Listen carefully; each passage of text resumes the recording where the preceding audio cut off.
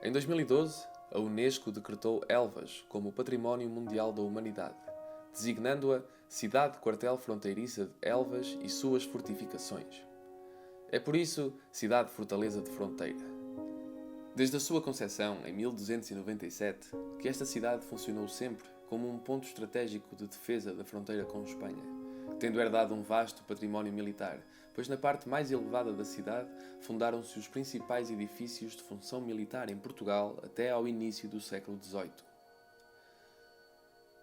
Situando-se a 8 km de Badajoz, em Espanha, Elvas era a principal entrada para o país vizinho, com uma fortificação com 11 portas e 22 torres que fez dela a maior fortificação abaluartada de Portugal.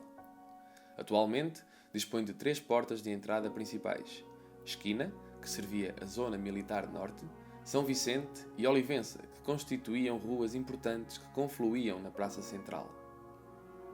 Um outro ponto estratégico da cidade é o seu imponente aqueduto da Amoreira. Ergue-se em 31 metros de altura e prolonga-se pela cidade com 7.504 metros de comprimento. Possui 843 arcos e parte do seu trajeto é subterrâneo por questões defensivas. Nasceu da necessidade de abastecimento de água de que a cidade carecia desde o final do século XV, por causa da posição elevada em que a cidade se encontrava, tornando impossível o recurso aos cursos de água existentes. Em 1529, arranca a construção desta ambiciosa fortificação que se percebeu ser de justificada existência a fim de garantir o abastecimento e armazenamento de água em caso de cerco. Em 1620, corriam as primeiras águas dentro dos muros da cidade e o aqueduto tornou-se assim um marco no desenvolvimento da cidade e um emblema de destaque no turismo da região.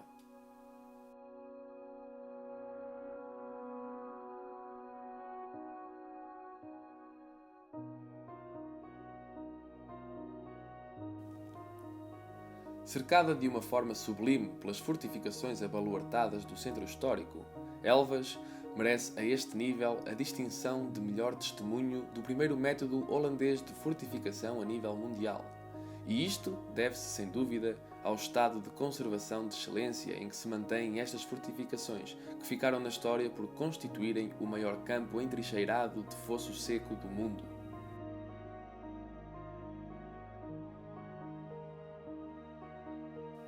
É por estas fortificações que se entra para o conhecimento do património material da cidade, e por onde certamente se sairá com um renovado espírito de saberes sobre a história de Portugal.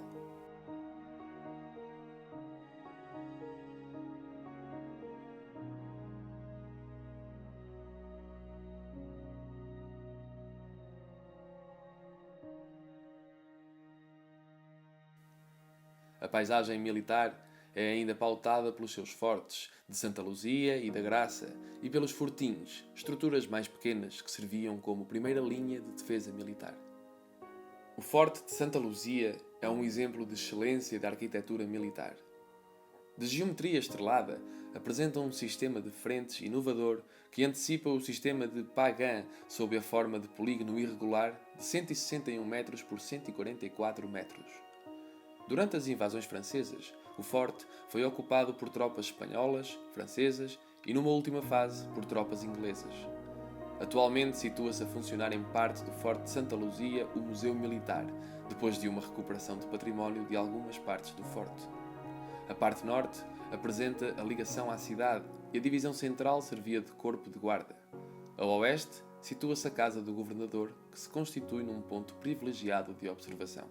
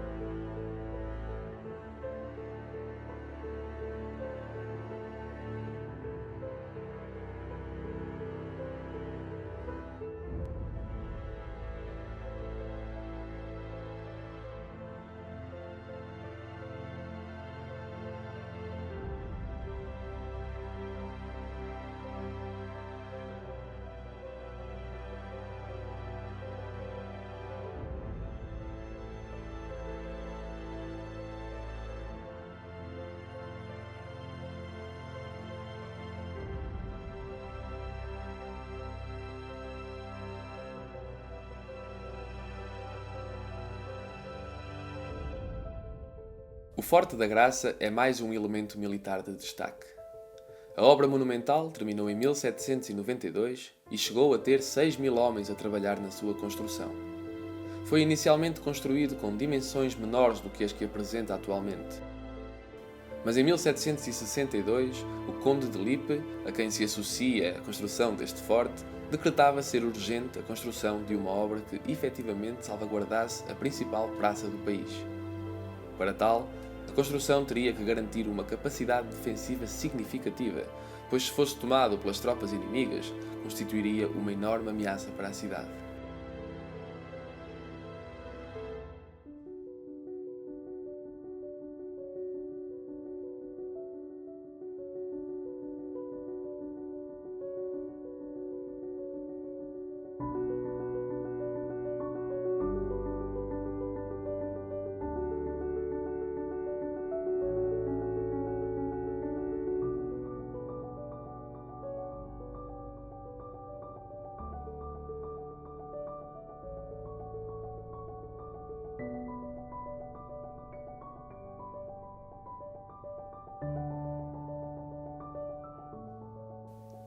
A sua arquitetura inscreve-se num quadrado de 145 metros de lado, onde está inserido o corpo principal do forte, cuja porta principal exterior e de maior imponência se designa Porta do Dragão, dotada de brasões de armas reais.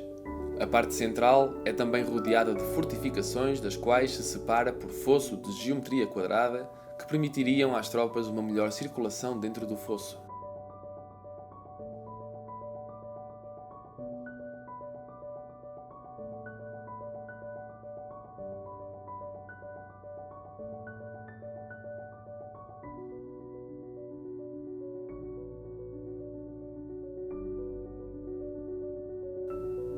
É sobre o reduto central que se ergue a Casa do Governador, situada numa posição com vista privilegiada para a cidade e para os outros elementos arquitetónicos, e a partir da qual o Governador comandava mais facilmente as operações de defesa.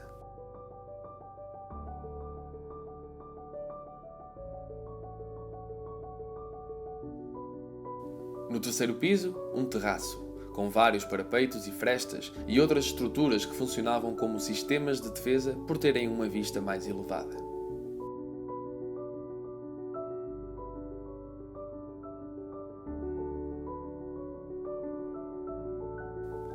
O Forte da Graça, pela sua magnitude, constitui-se num dos mais importantes baluartes do século XVIII, que desenhavam uma das linhas de defesa contra invasores mais importantes em Portugal. No interior, no fosso do reduto central, encontram-se várias instalações com inúmeras funcionalidades no tempo do presídio.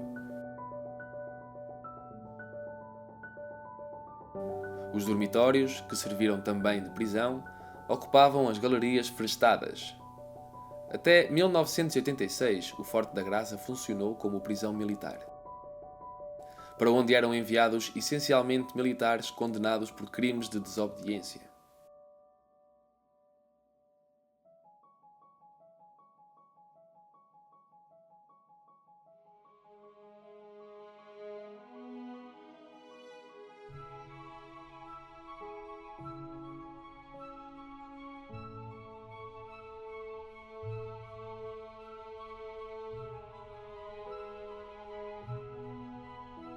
Esta obra imponente reflete por si a sua capacidade defensiva, e o modo de construção que foi seguido, em profundidade e sobreposição, não foi de todo pensado ao acaso.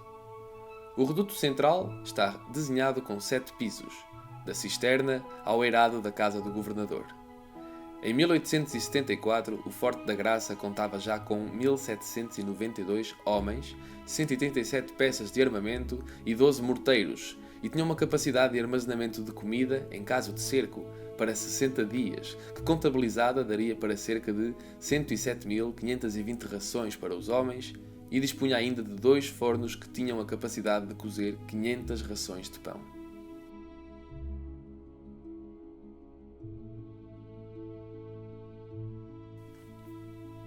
A Casa do Governador, também presente no Forte de Santa Luzia, era um edifício inexistente em semelhantes obras arquitetónicas da segunda metade do século XVIII. Era por isso um elemento militar raro à data. Caracteriza-se pelas suas estruturas, que visam o aproveitamento do espaço em profundidade para a proteção da cisterna, e dos paióis, que eram estruturas que essencialmente serviam para armazenar munições. Era separada por fosso para maior proteção do governador, que era o elemento-chave na sua posição de destaque no teatro de operações contra o inimigo. O Forte da Graça foi tomado pelas tropas francesas durante a Guerra Peninsular, entre 1807 e 1811, que já tinham também conquistado Évora. Porém, mais tarde, o exército anglo-luso expulsaria as tropas espanholas que também por ali passaram, e estas acabariam por dirigir-se para Lisboa. Do Forte da Graça vê-se para lá de tudo.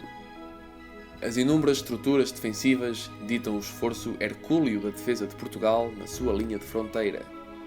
Para lá do quase impossível esteve o esforço sobre-humano do homem, porque perto estava o sonho de Portugal ser mais. E foi pelas suas gentes que Elvas também se tornou uma cidade tão ímpar. Rostos que em cada expressão é traço de uma história sem fim, que sem dúvida se enriquece com este pedaço de património imaterial, partilhado através das suas memórias orais. São elas a memória do que Elvas foi e como se tornou cidade-fortaleza. São eles que contam sobre esta cidade, do que a tornou tão mística, do que fez com que nunca a esquecessem, e porque dela são parte estruturante no que é a sua identidade.